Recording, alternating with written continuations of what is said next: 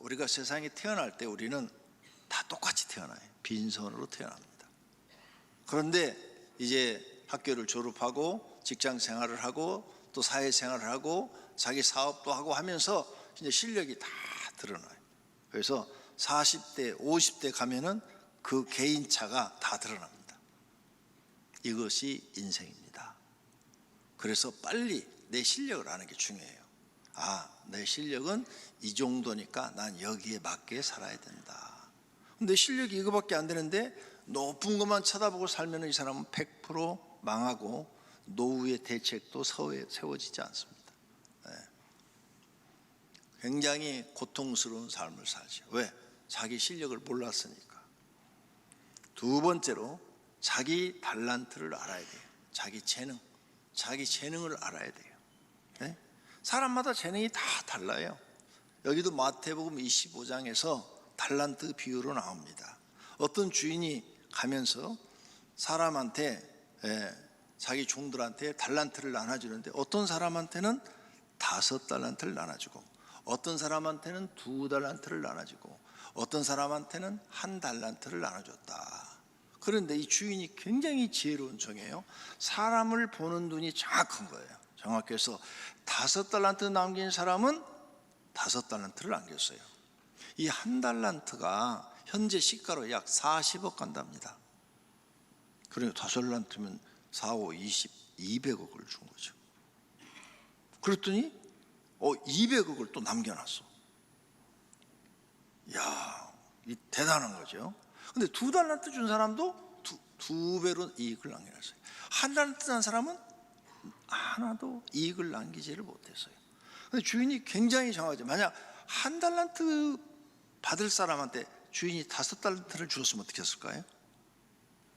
손해를 주인이 엄청 보겠죠. 그러니까 주인의 눈은 정확하다, 하나님의 눈은 정확하다, 그 말이에요. 각각 사람마다 재능이 다 다릅니다. 하나님은 그 재능에 맞게 일하시기를 원하십니다. 2달란트 받은 재능밖에 없는 사람이 5달란트 일하기를 원하지 않습니다. 그냥 너는 2달란트니까 재능이, 너는 거기에 맞춰서 2달란트만 남겨도 예수님이 오셔서 이 2달란트 남긴 사람이 칭찬을 했지요. 적은 일에 충성한 종아 하면서 넌 나의 즐거움에 참여할지라 하면서 5달란트 받은 사람처럼 똑같이 칭찬해 줬어요. 그러니까 성경을 정확히 봐야 돼요. 내가 달란트 졌다고 그래서, 적다고 그래서 하나님이 책망하고 그러지 않았어요. 2달란트 맡은 사람이나 5달란트 맡은 사람이나 똑같이 칭찬하고 똑같이 더 많은 것을 너에게 맡기겠다. 그리고 내 즐거움에 참여할지라 그랬어요. 그런데 일하지 않은 사람, 1달란트 받았는데 일하지 않은 사람, 그 사람만 책망을 받았습니다. 사람마다 다 자기 재능이 달라요. 욕심 부리지 말라는 겁니다. 주어진 재능 갖고 그 자리에서 하나님 앞에 충성하고 헌신하시고 하나님을 잘 믿으면 적은 달란트를 받아도 칭찬받는 줄로 믿습니다. 그 다음, 사람은 각각 자기 그릇을 알아야 돼요. 그릇이 다 다르죠. 이 사람아, 내가 누구에게 감히 하나님께 반문하느냐? 지음을 받은 문건이 지은 자에게 어찌 나를 이같이 만들었느냐 말하겠느냐? 토기장이가 진흙 한 덩어리로 하나는 귀 있을 그릇을 하나는 천이 쓸 것을 만들 권한이 없느냐? 있다고 말이에요. 하나님이 우리를 창조하셨는데 어떤 사람은 귀하게 쓸 그릇으로, 어떤 사람은 천하게 쓸 그릇으로 만들 권한이 있다. 그런데 하나님 날 왜 이렇게 천하게 만들었어요? 하고 반문할 수 있느냐? 따질 수 있느냐? 그 말이에요. 따질 수 없다.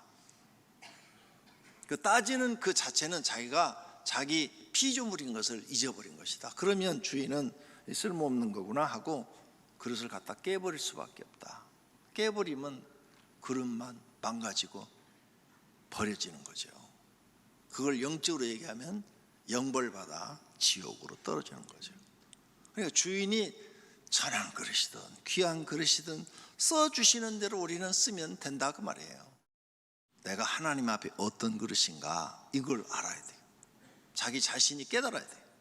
또 사람 앞에서도 알아야 돼요. 내가 사람들 속에 사는데 내 그릇이 어느 정도 그릇인가, 그걸 알아야 돼요. 모르면 죄를 많이 짓게 돼요. 그 벌로 실패와 고통을 받아야 합니다. 그러니까 모르는 사람들이 입으로, 성품으로 죄를 많이 짓죠. 그러니까 욕심은 불법을 행하게 돼 있다는 거죠. 그러므로 우리는 마음속의 욕심, 마귀가 주는 욕심을 내쫓아야 됩니다. 두 번째로, 자기 실력을 아는 사람이 되어야 편안하게 삽니다. 교만한 사람은 자기 실력을 모릅니다. 나는 내 실력을 몰라. 그래서 자꾸 이 사람은 자기를 대단한 사람으로 착각하는 거예요. 자기가 대단한 실력이 있는 사람으로. 그런데 실제는 실력이 없어요. 교만한 사람은 자기 실력이 없는데 실력이 있는 사람으로 자꾸 다른 사람들한테 표현을 하는 거죠. 표현을 해요. 그러니까 그런 사람은 하면 실패하는 거예요. 겸손한 사람은 자기 실력을 알고 분수에 맞게 삽니다. 그런 사람이 겸손한 사람. 누가 막, 야, 자네도 한번 장사해봐, 사업해봐, 자네도 돈 벌어. 에이, 나는 그런 사업가 기질이 아니야. 나는 그냥 이렇게 셀러리맨 기질이야. 위에서 일 시키면 그 일이나 성실하게 하고 그 일이나 잘 감당하는 사람이. 사업가 되려면 그거 아무나 하냐? 난 못해.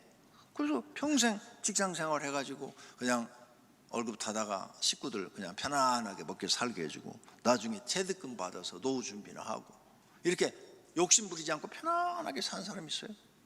근데 사업가 기질이 없는 사람, 그 많은 지혜와 명철함, 분석, 정확함, 그 다음에 다른 사람보다 더 열정적인 뭐 이런 게 없는 사람이 사업 딱 했다.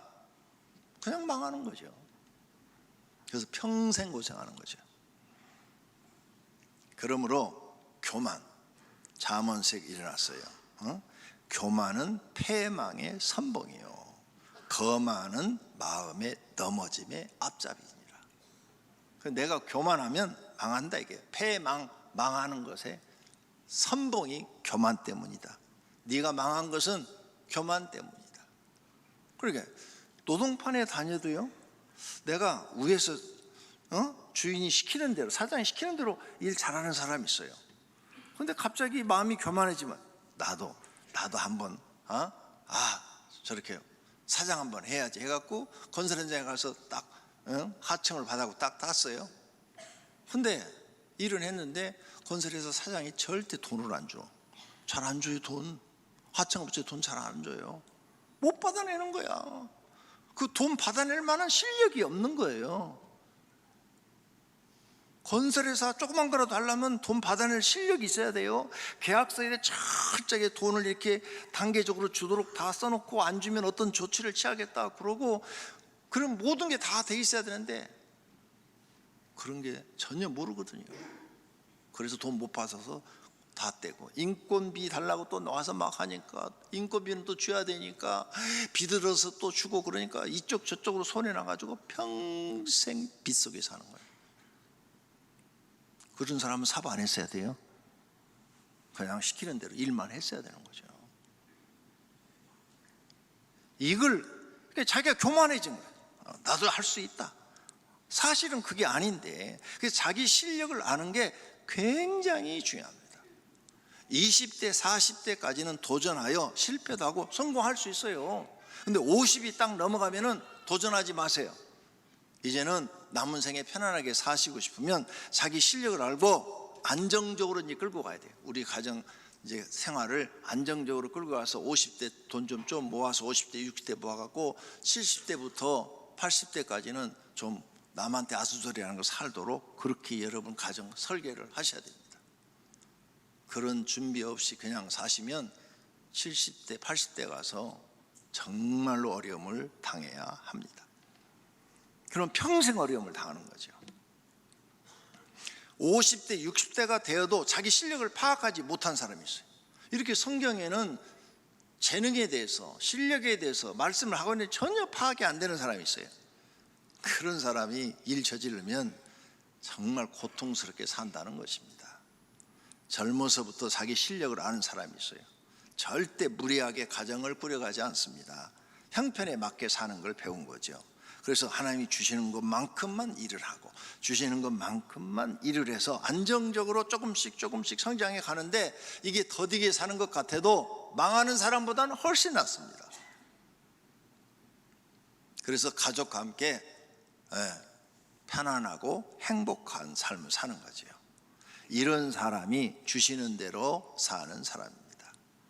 세 번째로는 50살 이하는 꿈을 이루려고 도전해 볼 수 있습니다. 그러면 주시는 대로만 살면은 나는 아직 젊은데 그래도 나도 좀 크게 한번 일을 해보고 싶은데 나는 전혀 기회가 없냐?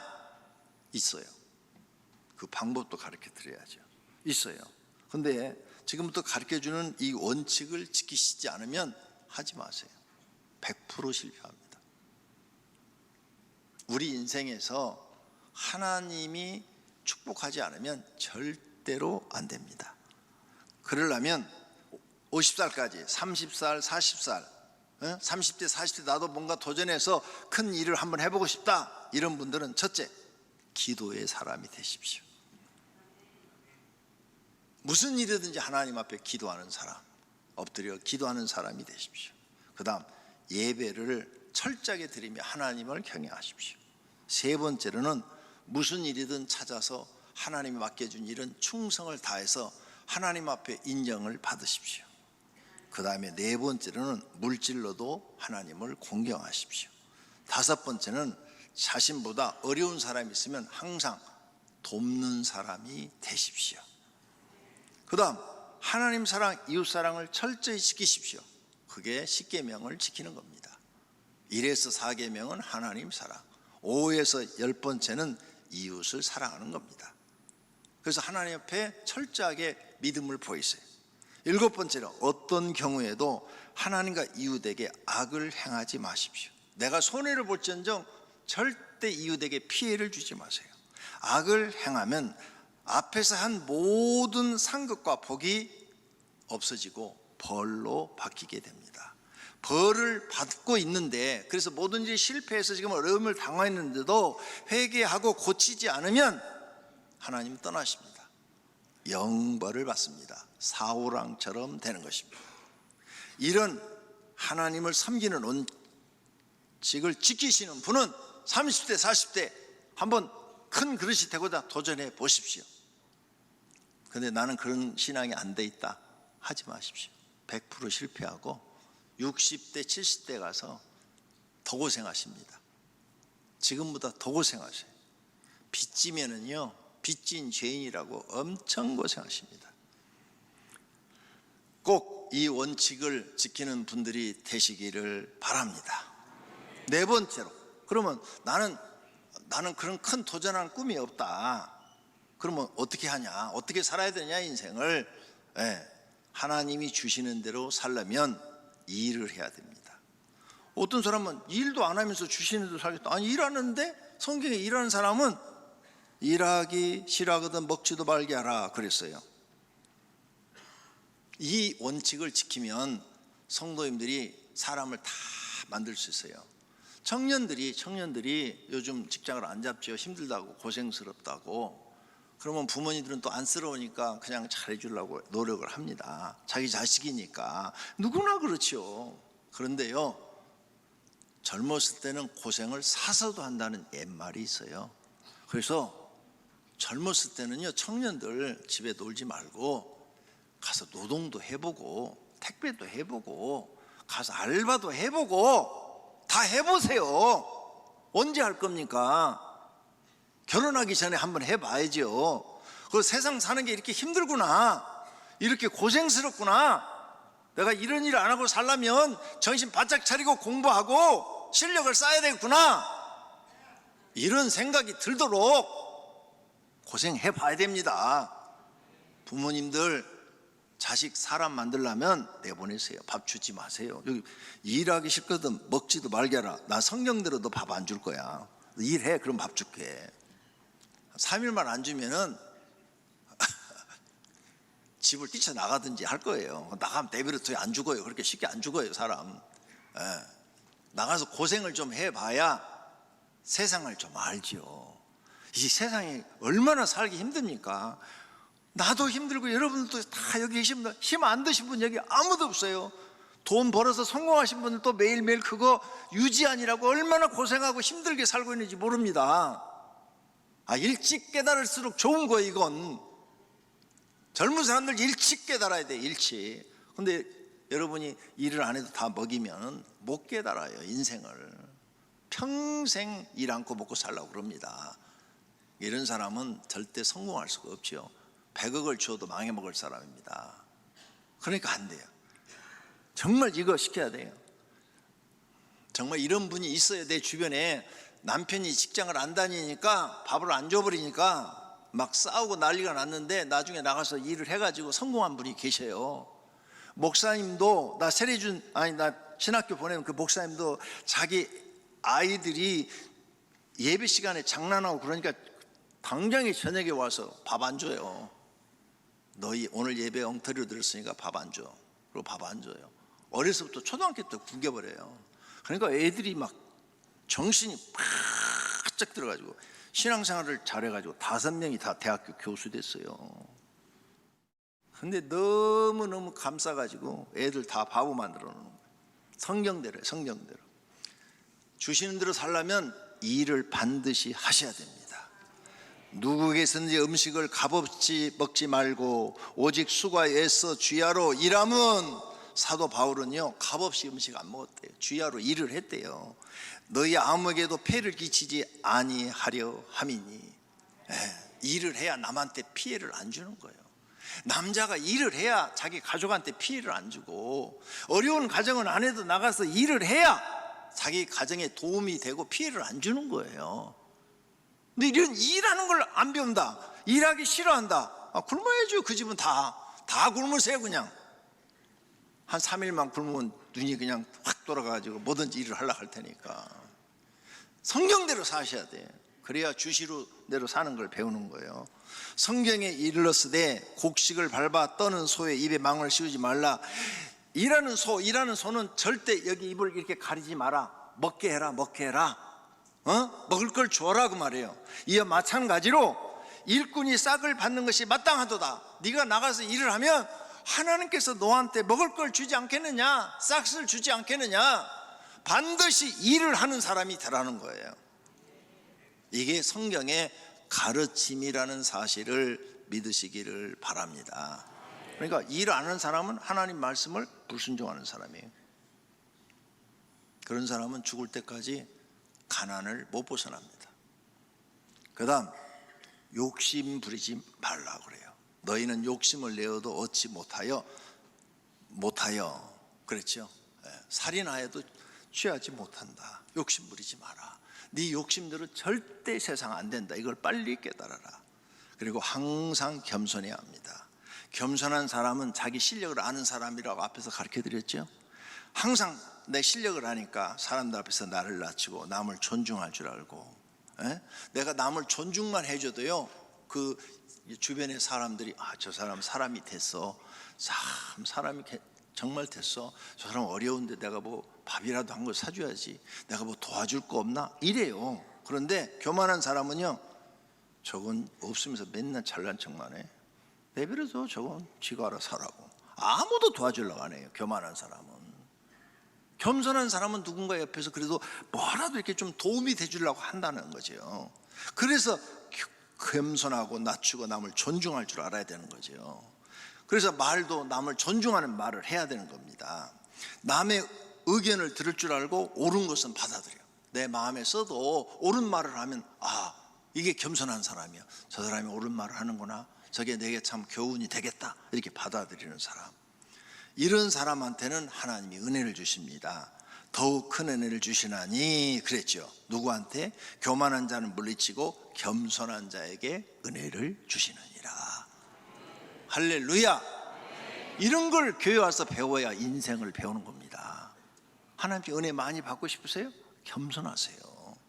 그러면 하나님의 은혜를 주신다는 겁니다. 그 다음 주신 대로 살려면 항상 감사하는 마음을 길러야 돼요.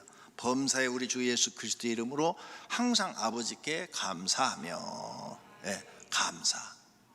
항상 하나님께 감사. 범사에 감사라. 이것이 너희를 향하신 하나님의 뜻이라. 그래서 나쁜 일도 감사해야 돼요. 나쁜 일이 집에 딱 벌어져서 애들도 보고 다 보는데, 아유, 이번에도 이런 어려운 일이 생겼지만 우리는 하나님께 그래도 우리 식구가 이렇게 4명의 얼굴이라도 보고 밥이라도 먹게 해주시니 감사하자. 아유, 이렇게 지금 실패하고 이렇게 어려운데 무슨 감사해요? 그렇지, 세상 사람들은 감사를 모르지. 그래도 어려운 중에도 우리가 이렇게 아직 살아있지 않냐. 하나님의 무슨 다른 뜻이 계시겠지. 이번도 이런 실패를 통해서 뭔가 우리를 깨닫게 하시고 우리를 가르치시고 우리를 더 믿음을 성장시킬 다른 계획이 있으시겠지. 그러니 감사하고 하나님 배가 우리 기도하자. 가장은 이렇게 나와야 되는 거예요. 그러면 하나님이 그 소리를 다 들으셨잖아요. 거의 믿음 테스트 합격. 그러면 이제 기도하면 더 좋은 곳으로 하나님이 주시는 줄로 믿습니다. 그래서 범사에 감사라는 거예요.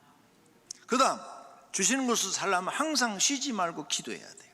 너희 중에 고난당한 자가 있느냐? 그는 기도할 것이요. 그렇죠? 어려운 일이 생겼어. 그러면 세상 사람들은 불만 불평이죠. 내 인생이 더러워서 그래. 팔자가 더러워. 나는 부모를 잘못 만나서 그래. 나 도와주는 사람은 아무도 없어. 뭐 이런 막 한탄하고 원망하죠. 그게 세상 사람이에요. 우리 예수 믿는 사람은 그러면 안 돼요.